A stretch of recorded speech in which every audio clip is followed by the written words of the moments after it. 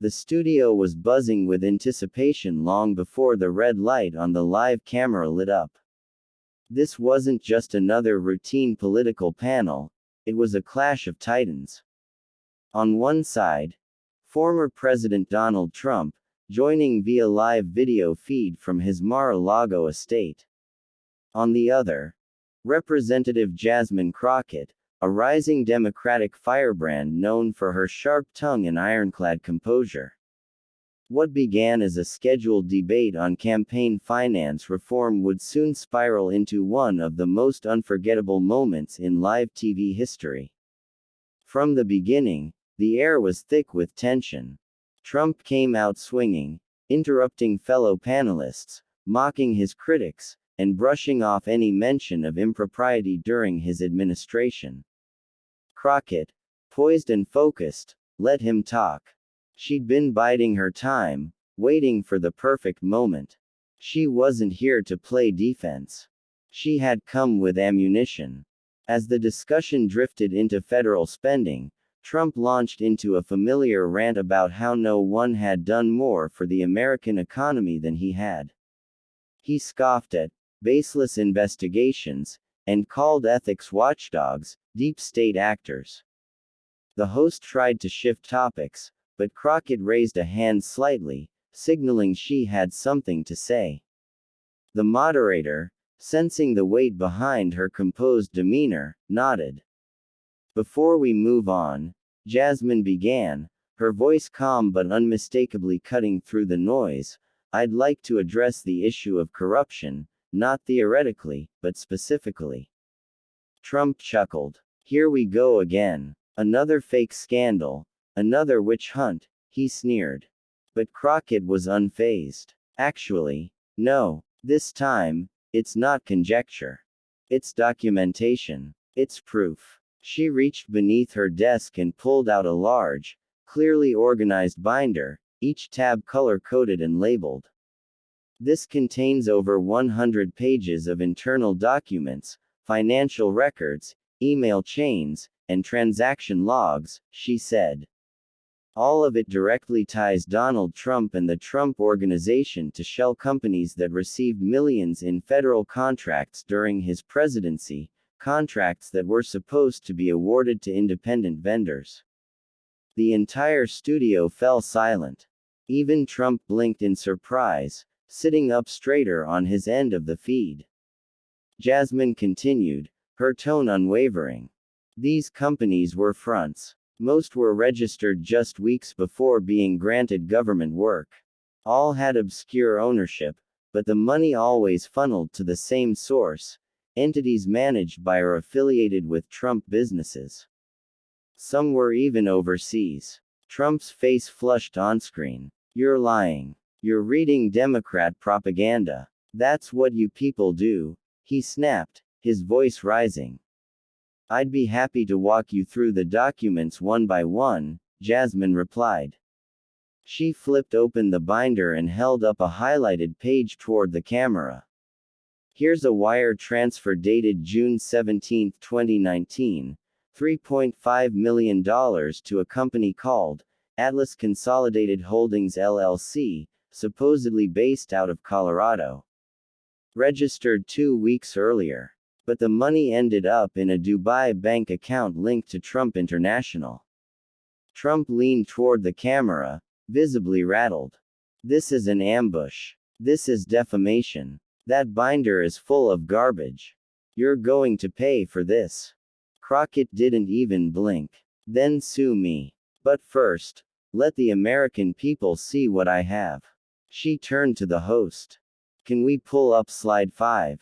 Behind the panel, a giant display lit up with the first document, a detailed flow chart showing the financial trail, from federal payments to dummy corporations to Trump-linked entities. Trump lost it. His voice came through the speakers louder, harsher. This is the deep state at work. You think you're brave. You're just another puppet. You're not smart enough to understand business. I understand theft when I see it, Crockett replied, her voice ice cold. And I understand how to read a ledger. As producers in the control room debated whether to cut the feed, the panelists sat in stunned silence. No one, not even Trump's staunchest supporters on the panel, said a word. Trump began shouting over her. "You're going to regret this.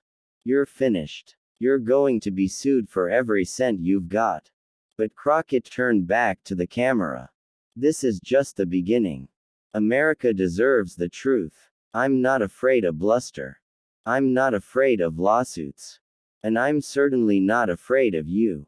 The segment ended with Trump furiously pulling off his mic, yelling at aides off screen.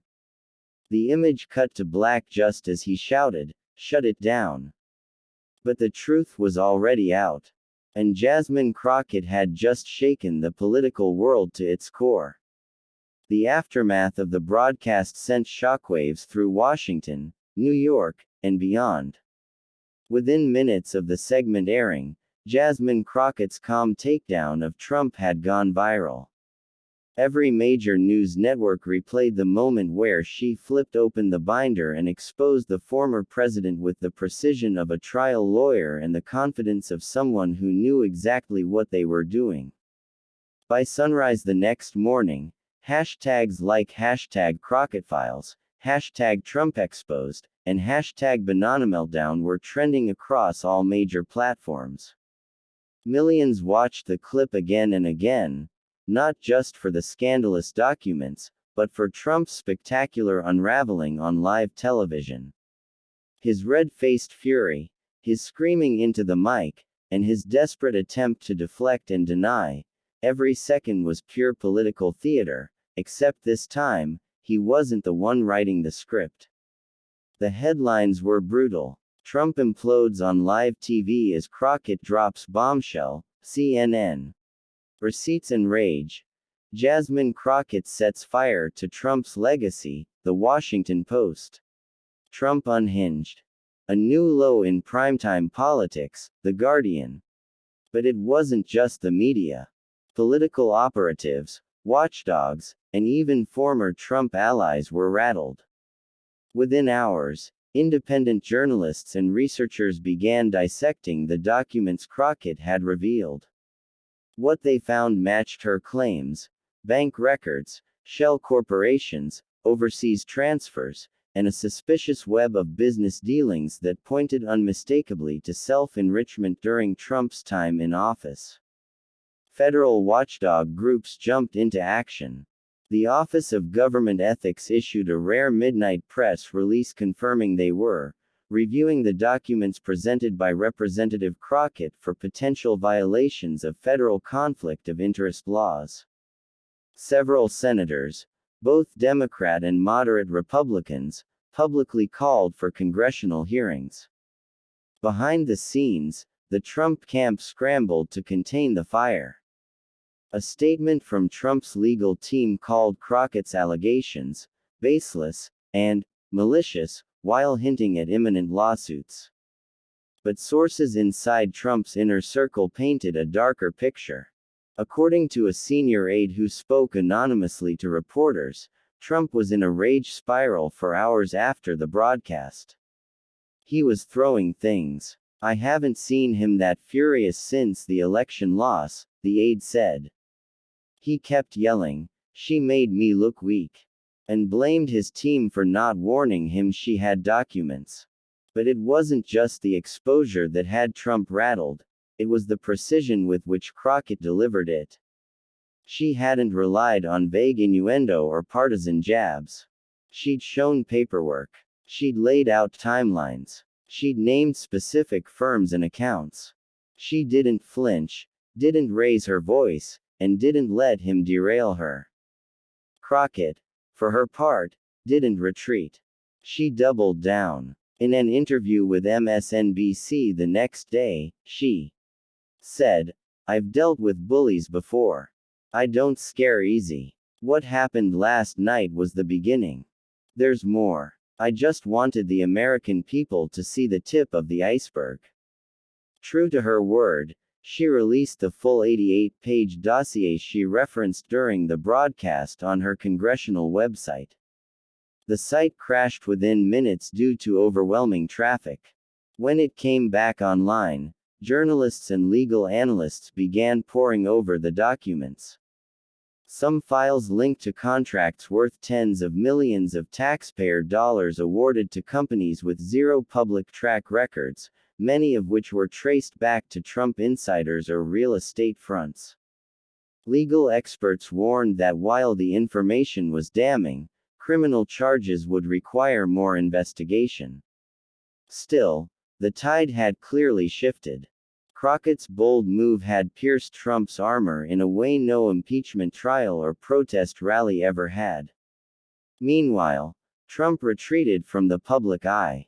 He canceled a scheduled appearance at a conservative summit and went dark on Truth Social for nearly 36 hours, an unprecedented silence. When he finally resurfaced, his tone was noticeably more defensive. "They're coming after me because I told the truth about the swamp," he posted. "This is all part of the witch hunt. Total hoax. But they won't break me." But the country was already seeing things differently. Pundits, activists, and even apolitical citizens praised Crockett not just for the content of her revelations, but for the courage it took to expose a powerful political figure in real time.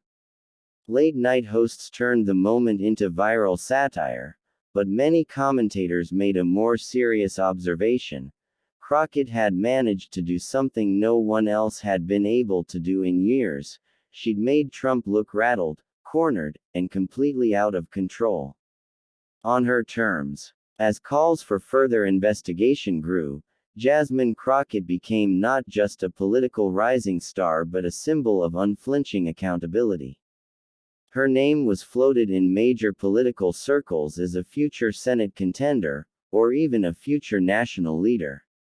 And somewhere in Florida, Trump was left pacing behind closed doors, faced with the cold reality that this time, the spotlight had turned on him, and someone finally had the receipts.